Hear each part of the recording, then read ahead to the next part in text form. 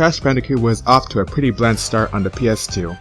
Wrath of Cortex didn't do as well as expected, but there was still demand for another Crash Bandicoot game.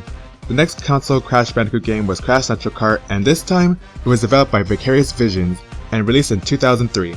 Vicarious Visions worked on the Crash Bandicoot Game Boy Advance games, The Huge Adventure, and Crash Bandicoot 2 N-Trace, which were labeled as mediocre. I feel that at this point, Universal Interactive were desperate to have another hit Crash Bandicoot game, and since Wrath of Cortex wasn't a huge commercial success, they moved back to the kart racing spin-off, Crash Team Racing. After all, Crash Team Racing did very well on the PS1. Crash Nitro Kart was a sequel to that very game. So how did Crash Nitro Kart stack up? Oh boy, this is going to be interesting as I have quite a bit to say about this game. So on to the review. This time around, the story does have a more engaging plot than its predecessor. The story begins at Crash Bandicoot's home, where the Bandicoots are seen relaxing and doing their own thing. On the other side at Cortex's castle, Dr. Cortex is planning a new scheme for world domination, when all of a sudden both groups are abducted by a mysterious light and are transported to a large coliseum somewhere in another galaxy. They are greeted by Emperor Vila XXII, the ruler of said galaxy, who wants to hold races for the entertainment of his own people. He promises the Earthlings that if they win, he'll transport them back home, but if they refuse, he'll destroy Earth. Without much choice, both teams accept the challenge and are given the rules that they will enter 4 worlds of his choosing, and once they beat each champion of said world, they'll get to race him for their freedom. Like mentioned, the story is definitely more engaging than Crash Team Racing, as there's more emphasis placed on the fate of the characters and Earth. It was also interesting to see how the characters interacted with each other as well as the champions, and while some of the cutscenes had the champions and Vilo repeat the same lines, I appreciate that the teams themselves had different lines. For example, Crash, Coco, and Crunch are more on the friendly side towards the champions, while Dr. Cortex, Dr. Engine, and somewhat Tiny are more on the snarky side. It really did make for some great personality development. The presentation of this game was probably one of the best for a Crash Bandicoot game in my opinion. Crash Nitro Kart plays pretty much like Crash Team Racing. You're still able to perform the power slide, which will give you a slight boost while turning around corners or just sliding on open roads. However, one new feature of this game is Team Up. You see, depending on which character you pick, when you start a race, you'll be teamed up with the partner, who is in relation to the character you selected. For example, if you select Crash, you may get teamed up with Coco or Crunch, or if you choose Dr. Cortex, you'll get teamed up with either Dr. Engine or Tiny. Team Up's main ability is that once the Team Up meter over here is fully charged, if you hit the R2 button, it will temporarily give you unlimited random items. This can be very useful if you're falling behind and need to play catch up. From the get-go, you have quite a few modes to choose from. Most of the modes are pretty self-explanatory in terms of versus and battle, so I'm not going to go into them because they play pretty much like they did in Crash Team Racing. Adventure mode is a lot different than the last game. Instead of choosing one character to race with, you choose either Team Bandicoot or Team Cortex. When you get on the world map, you're able to switch characters at the start screen or when you enter a warp path to a race. Like the last game, each character has their own stats.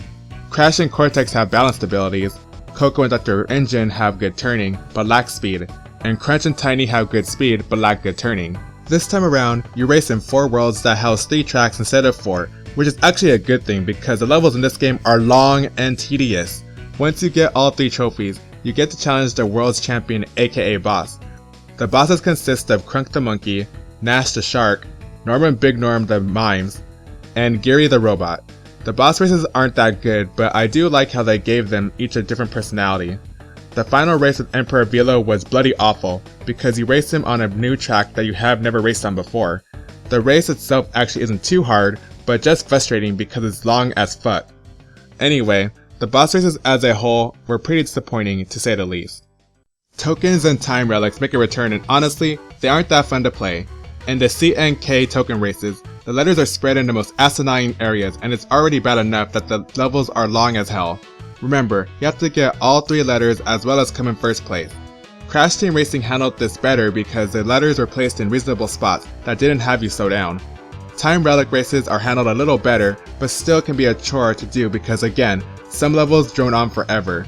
I personally didn't bother with the relics and tokens in this game. Sadly, here is where the problems start. For starters, I personally hate the controls of this game. The thing that made Crash Team Racing so great was its tight controls and sense of balance. Here, the karts feel loose and slippery, lacking the tight controls that made CTR so great. Also, the sense of speed is very awkward.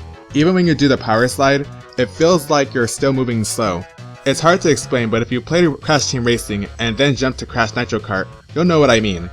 The controls are the reason why I didn't have a great experience playing this game. Had the controls still felt the same like CTR, this game would have been great. One other annoying thing has to do with the team-up mechanic.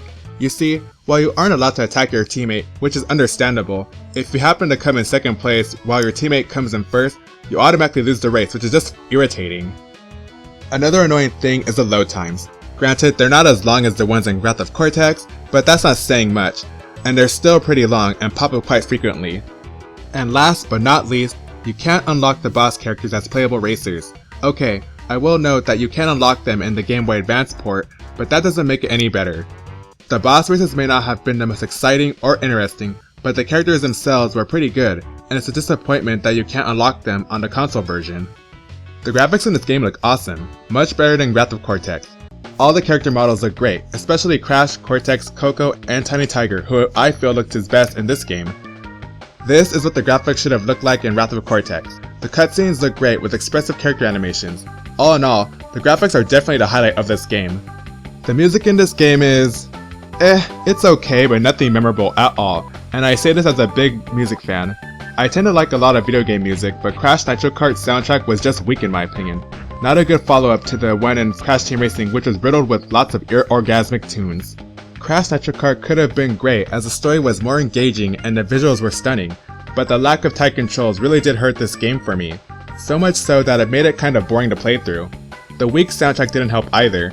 I still remember how excited I was when this game was announced, only to be disappointed with the outcome. So with that said, I give Crash Nitro Kart a 6 out of 10. The game isn't completely terrible, but I'd rather go back and play Crash Team Racing over its sequel just because of the controls. Had Crash Nitro Kart kept the tighter controls, it would have ranked a lot higher. I know that there are some people out there who really enjoyed this game, and I respect your opinion, and can see why this game would appeal to some. This is all just strictly my own thoughts on the game. Crash Nitro Kart may have some really good graphics, but it takes more than that to make a good game. New doesn't always mean better, at least in my opinion, and in the case of Crash Nitro Kart, it just didn't deliver. If you don't have good controls, it can really hurt a game, especially if it's a racing one. So if you like this game, great, but me personally, I feel it could have been a lot better. At this point, Crash Bandicoot does seem to be in an awkward spot. Surely his games got better on the 6th generation of consoles, right? Well, you'll just have to stay tuned for my next review, which will be Crash Insanity, which was released for the PS2 and Xbox. Hey there guys, thanks for watching this video. If you enjoyed it, give it a thumbs up.